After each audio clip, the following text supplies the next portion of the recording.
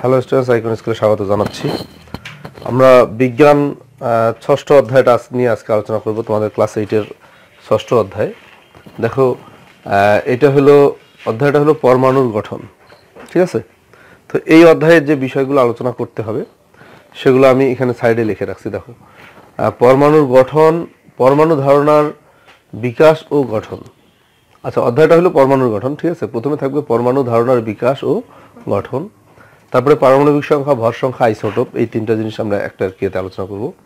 আইসোটোপের ধর্ম ও ব্যবহার, তারপর হলো ইলেকট্রন বিন্যাস, মানে মৌলের মধ্যে ইলেকট্রন কিভাবে থাকে পরমাণুর মধ্যে, তারপর ইলেকট্রন বিন্যাস ও মৌলের ধর্ম।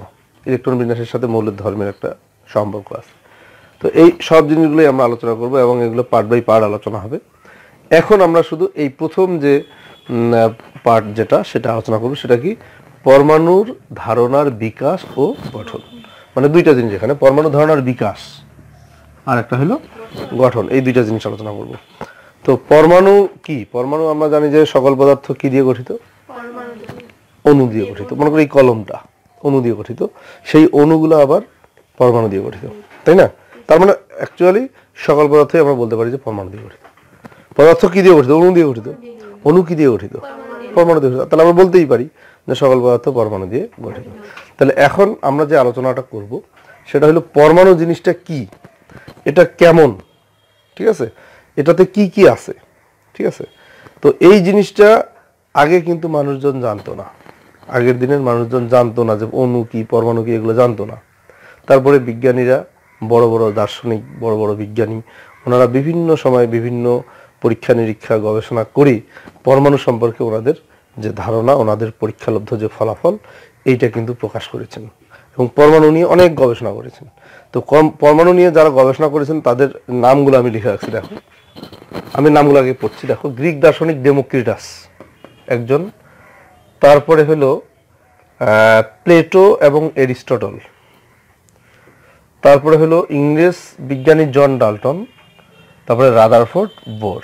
এই কয়েকজন বিজ্ঞানী। দেখো, ডেমোক্রিটাস, তাহলে কয়জন হচ্ছে? 1 2 3 4 5 6 জন। মানে মোটামুটি এই 6 জন বিখ্যাত বিজ্ঞানী, এনারা কিন্তু পরমাণু সম্পর্কে আমাদেরকে ধারণা দিয়েছেন। ওনারা পরমাণু সম্পর্কে যে ধারণাগুলো আমাদেরকে দিয়েছেন সবগুলাই যে সঠিক তা না। কারো কারো ধারণা সঠিক ছিল, কোনো কোনো বিজ্ঞানীর ধারণা আবার ভুল ছিল। তো কার কি ধারণা ছিল, পরমাণুটা কেমন দেখতে, এটার বৈশিষ্ট্য কি, এগুলো কিন্তু এক এক বিজ্ঞানী এক একভাবে ব্যাখ্যা করছে, ঠিক আছে? তো সব জিনিসগুলোই আমরা, এটা একটা ইতিহাস, এই জিনিসটা একটা ইতিহাস যে কিভাবে এক একজন বিজ্ঞানী এক এক সময় এক এক কথা বলছে, যে একজন বলছে পরমাণু এরকম, আরেকজন বলছে এরকম। তো এই জিনিসগুলোই আমাদের আলোচনা। সর্বপ্রথম গ্রিক দার্শনিক ডেমোক্রিটাস, খ্রিস্টপূর্ব 400 অব্দি। খ্রিস্টপূর্ব বুঝো নিশ্চয়ই, খ্রিস্টপূর্ব মানে খ্রিস্টের জন্মের 400 বছর আগে। উনি বলছেন যে সকল পদার্থ অবিভাজ্য কণা দ্বারা গঠিত। কি বলছেন?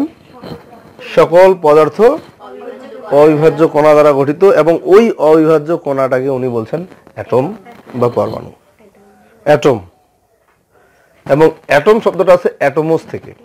অ্যাটোমোস মানে হলো অবিভাজ্য। অ্যাটোমোস মানে হলো মানে কি বাংলায় বলো? মানে যাকে ভাগ করা যায় না, যাকে আর ভাগ করা যায় না।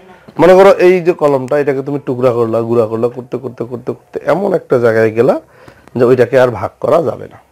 এমন একটা ছোট টুকরা পাইলা যে এই ছোট টুকরাটাকে তুমি আর ভাগ করতে পারছো না। বা তোমার কাছে একটা চক আছে, চকটাকে তুমি গুঁড়া করতে করতে করতে একদম পাউডারের মতো করলা, করার পরে একদম ছোট্ট একটা কণা পাইলা, ওই কণাটাকে আর ভাগ করা যাচ্ছে না। ওই জিনিসটাকেই উনি বলতেছেন অ্যাটম, মানে ওইটাকে আর ভাগ করা যাবে না। কি বোঝা গেছে? তার মানে ডেমোক্রিটাস কি বলছে যে পদার্থ কি দিয়ে গঠিত? অবিভাজ্য কণা দ্বারা গঠিত। মানে ওই পরমাণু, ওইটারই নাম পরমাণু, ওই অবিভাজ্য কণাটাই হইল পরমাণু। তার মানে উনি বলছে পরমাণুকে আর ভাগ করা যাবে না। এইটুকুই এখানে গুরুত্বপূর্ণ কথা, যে ডেমোক্রিটাস কি বলছে? সকল পদার্থ অবিভাজ্য কণা দ্বারা গঠিত। তার মানে উনি বলছে পরমাণুর যে বৈশিষ্ট্যটা উনি বললেন সেটা হলো পরমাণুকে ভাগ করা যাবে না। কি বোঝা গেছে? মনে থাকবে? আচ্ছা, তোমাদের এইখান থেকে, এই অংশটুকু থেকে কিন্তু লিখিত পরীক্ষায় প্রশ্ন আসে কম, অবজেক্টিভে বেশি আসে। মানে কোন বিজ্ঞানী কি বলছেন, মনে করো একটা উক্তি দিয়ে দিল যে সকল পদার্থ অবিভাজ্য কণা দ্বারা গঠিত। এটা কার উক্তি? ডেমোক্রিটাস বলছে, না অ্যারিস্টটল বলছে, না প্লেটো বলছে, না রাদারফোর্ড বলছে। তাহলে সবার কে কোন বিজ্ঞানী কি ধারণা দিয়েছেন পরমাণু সম্পর্কে, তাহলে এটা তোমাদের অবশ্যই মনে থাকতে হবে। তাহলে সর্বপ্রথম ডেমোক্রিটাস বললেন যে সকল পদার্থ অবিভাজ্য কণা দ্বারা গঠিত। এই কণাটার নাম হলো অ্যাটম। অ্যাটম শব্দটা আসছে অ্যাটোমস থেকে, অ্যাটোমস মানে হলো অবিভাজ্য। কি ক্লিয়ার? আচ্ছা, তারপরে ওই সময় ওই ওনারই খ্রিস্টপূর্ব 400 অব্দে ওই ওনারই সমসাময়িক সময়ে প্লেটো এবং অ্যারিস্টটল এই দুইজন বিজ্ঞানী ওনার ধারণার সঙ্গে দ্বিমত পোষণ করলেন। ওনার ধারণার সঙ্গে দ্বিমত পোষণ করলেন। দ্বিমত মানে ওনার ধারণাটাকে ওনার মেনে নিলেন না আর কি। উনি বলছে যে পরমাণুকে ভাগ করা যায় না, বা সকল পদার্থ একটা পদার্থকে টুকরা করতে করতে করতে করতে কোনো এক সময় দেখা যাবে যে ওটাকে আর টুকরা করা যাচ্ছে না। কিন্তু এরা বলছে যে পদার্থ নিরবচ্ছিন্ন।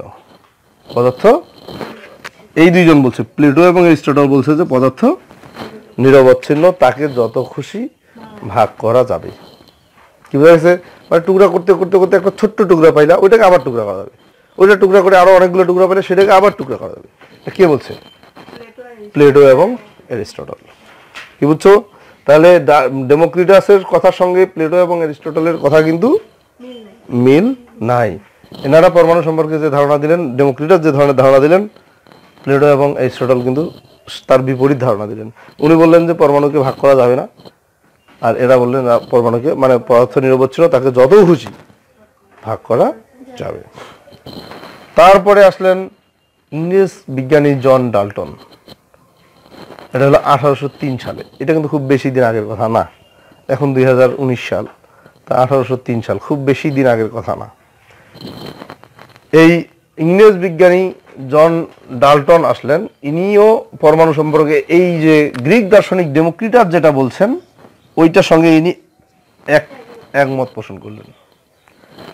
এবং ডাল্টনের পরমাণুবাদ আছে। পরমাণু সম্পর্কে ডাল্টন বেশ কিছু ধারণা দিয়েছেন এবং এটাকে ডাল্টনের পরমাণুবাদ বলা হয়। ইনি বলছেন যে পরমাণুকে ভাঙা যাবে না, পরমাণুকে আর ভাগ করা যাবে না। পদার্থকে ভাগ করতে করতে যখন পদার্থটা পরমাণু লেভেলে আসবে, পরমাণু পর্যায়ে যখন আসবে, তখন কিন্তু আর তাকে ভাগ করা যাবে না। কে বলছেন এটা? ডাল্টন। তার মানে ডেমোক্রিটাসের সাথে ডাল্টনের কথার কিন্তু মিল আছে। ঠিক আছে? তার মানে পরমাণু হইল অবিভাজ্য কণা, তাকে আর ভাগ করা যাবে না। কিন্তু আসলে কি জানো? আসলে পরমাণু অবিভাজ্য নয়, ক্ষুদ্রতম নয়। আসলে যে জিনিসটা পরমাণুকে আসলে ভাগ করা যাবে। কি আমার কথা বুঝছো? পরমাণুকে আসলে ভাগ করা যাবে। আমরা বলছি পদার্থের ক্ষুদ্রতম কণা হলো পরমাণু, কিন্তু আসলে পদার্থের ক্ষুদ্রতম কণা পরমাণু না। পরবর্তীতে ওই জিনিসটা আবার এই আগের সবগুলো ভুল প্রমাণ হয়েছে। কি বুঝতে পারছো? জন ডাল্টন বলছে যে পদার্থের ক্ষুদ্রতম কণা হলো পরমাণু, তাকে কিন্তু আর ভাগ করা যাবে না, তাই না? কিন্তু পরবর্তীতে দেখা গেল যে ওই এই আগের যে ধারণাগুলো সবগুলো ভুল প্রমাণিত হয়েছে। পরমাণু অবিভাজ্য নয় এই কথাটাও ঠিক না, পরমাণুকে ভাগ করা যাবে। বুঝা গেছে? পরমাণুকে ভাগ করা যাবে। এবং ভাগ করলে কি পাওয়া যাবে জানো? পরমাণুকে ভাগ করলে ইলেকট্রন, প্রোটন এবং নিউট্রন পাওয়া যাবে। ইলেকট্রন, প্রোটন আর এই নিউট্রন পাওয়া যাবে। কি বুঝতে পারছো? তাহলে পরমাণু অবিভাজ্য নয়, পরমাণু অবিভাজ্য কথাটা কিন্তু ঠিক না। তাহলে পরমাণুকে ভাগ করা যায়। আচ্ছা, পরমাণুকে ভাগ করা যায় না কে বলছে? ডেমোক্রিটাস। ডাল্টনও কিন্তু বলছে ভাগ করা যায় না। আর এরা আবার বলছে অন্য কথা, এরা বলছে নিরবচ্ছিন্ন, যত খুশি তত ভাগ করা যায়। পরমাণুকে ভাগ করা যায় এটা ঠিক, কিন্তু যত খুশি ভাগ করা যায় তা কিন্তু না। পরমাণুকে ভাগ করলে ইলেকট্রন, প্রোটন, নিউট্রন পাওয়া যাবে, এদেরকে কিন্তু আর ভাগ করা যাবে না। ইলেকট্রন, প্রোটন, নিউট্রনকে কিন্তু আর ভাগ করা যাবে না। এই ইলেকট্রন, প্রোটন, নিউট্রন এদেরকে বলা হয় কণিকা, মৌলিক কণিকা। কি বলা হয়? মৌলিক কণিকা বলা হয়। তাহলে একটা পরমাণুকে তুমি যে ভাঙো, পরমাণুটাকে যদি বিশ্লেষণ করো, ভেঙে ফেলো, তাহলে আমরা এই জিনিসগুলো পাবো, ইলেকট্রন পাবো, প্রোটন পাবো, নিউট্রন পাবো। তার মানে পরমাণু কি এই জিনিসগুলো দিয়ে তৈরি? তাহলে পরমাণু কি দিয়ে তৈরি? ইলেকট্রন, প্রোটন, নিউট্রন, এই যে মৌলিক কণিকা আছে এগুলো দিয়ে তৈরি। এই যে তারপরে দেখো রাদারফোর্ড এবং বোর দুইজন বিজ্ঞানী, মানে পরমাণু সম্পর্কে সবচেয়ে ক্লিয়ার ধারণা সবচেয়ে সঠিক ধারণা দিয়েছেন রাদারফোর্ড এবং বোর। ঠিক আছে, এনারা দুজন খুব সুন্দর একটা ধারণা দিয়েছেন এবং রাদারফোর্ড পরমাণুর একটি মডেল আবিষ্কার করেন, সেটার নাম হলো সৌর মডেল। পরমাণু সম্পর্কে উনি একটা ধারণা দেন, সেই ধারণাটা সৌর মডেল নামে পরিচিত। সৌর মডেল কেন বলা হচ্ছে? সৌরজগতের সঙ্গে উনি একটা পরমাণুকে তুলনা করছেন। কীরকম, আমি একটা ছবি আঁকি, এগুলো তাহলে মিশাই দিই। হ্যাঁ, উপরে এগুলো আমি আর দরকার নেই আমার। রাদারফোর্ড এবং বোর, দেখো রাদারফোর্ড যেটা বলছেন সেটা হলো এই যে আমাদের সৌরজগতের কথা চিন্তা করো, একটা সূর্য থাকে মাঝখানে, আর এই যে বুধ, শুক্র, পৃথিবী, মঙ্গল এগুলো বাইরের দিকে ঘুরে না? কি মনে আছে সৌরজগৎ সম্পর্কে তোমাদের কি কখনো পড়ছো? মাঝখানে থাকবে সূর্য, আর বাইরে বিভিন্ন কক্ষপথে কি হবে, গ্রহগুলো ঘুরবে, ঘূর্ণায়মান থাকবে, মনে আছে না? তো ঠিক তেমনি এই রাদারফোর্ড বলছেন যে পরমাণুর একটা কেন্দ্র আছে, পরমাণুর একটা, এই কেন্দ্রটাকে উনি নাম দিলেন নিউক্লিয়াস। নিউক্লিয়াস মনে করো এটা পুরোটা একটা পরমাণু, এটা পুরোটা একটা পরমাণু। এই যে পরমাণুর একটা কেন্দ্র দেখতে পাচ্ছ, এই কেন্দ্রটার নাম কি? নিউক্লিয়াস। এইখানে থাকবে প্রোটন আর নিউট্রন। কেন্দ্রে কি থাকবে? প্রোটন আর নিউট্রন। পরমাণুর নিউক্লিয়াসটাতে, কেন্দ্রটাতে থাকবে প্রোটন আর নিউট্রন। আর বাইরে এই যে বিভিন্ন কক্ষপথ, এটা একটা কক্ষপথ, এই যে এটা একটা কক্ষপথ, এইটা একটা কক্ষপথ, এই কক্ষপথগুলোতে ইলেকট্রন থাকবে। আমি বলছিলাম পরমাণুকে ভাগ করলে তিনটা জিনিস পাওয়া যাবে, ইলেকট্রন, প্রোটন এবং নিউট্রন। তার মধ্যে প্রোটন আর নিউট্রন একসঙ্গেই থাকবে। কোথায় থাকবে? নিউক্লিয়াসে। নিউক্লিয়াসটা কিন্তু অনেক ছোট, আমি বড় করে আঁকছি, তো তোমাদের ছবিটা বোঝানোর জন্য আমি বড় করে আঁকছি, কিন্তু নিউক্লিয়াস অনেক ছোট। আচ্ছা, এই যে এই ইলেকট্রনগুলো বাইরে এই যে বিভিন্ন কক্ষপথে এরা থাকবে। ঠিক আছে, এই যে কক্ষপথগুলো, এগুলো হলো কক্ষপথ, এই কক্ষপথে ইলেকট্রনগুলো থাকবে। এবং এই নিউক্লিয়াস থেকে এই কক্ষপথের দূরত্ব কিন্তু দেখা যাচ্ছে যে এর অধিকাংশ জায়গা কিন্তু ফাঁকা। মাঝখানের জায়গাগুলো দেখতে পাচ্ছ না, এগুলো কি বেশিরভাগ জায়গা কি ফাঁকা। এবং মাঝখানে যে নিউক্লিয়াসটা আছে এইটাই হলো সবচেয়ে ভারী।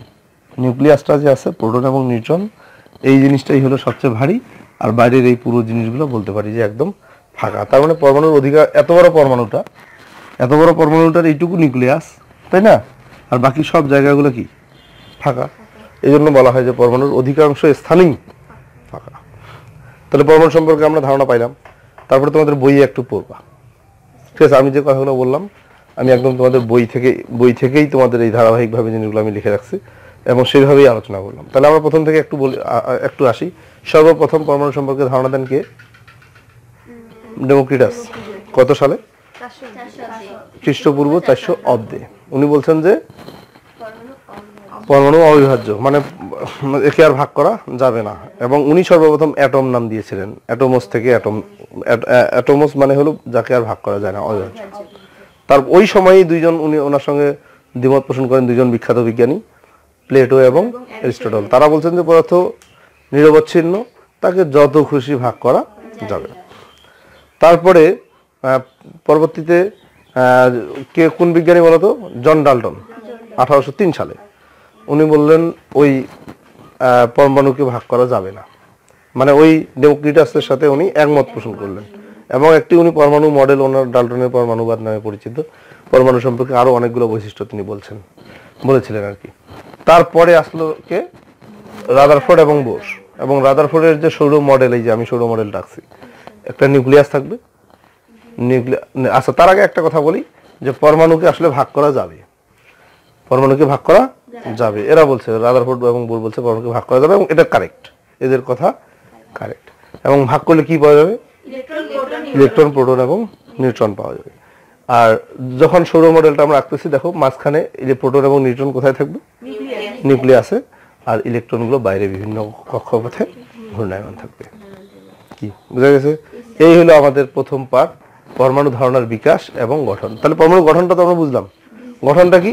মাঝখানে থাকবে নিউক্লিয়াস, নিউক্লিয়াসে কি কি থাকবে? ইয়েস, প্রোটন আর নিউট্রন। আর বাইরে বিভিন্ন কক্ষপথে কি থাকবে?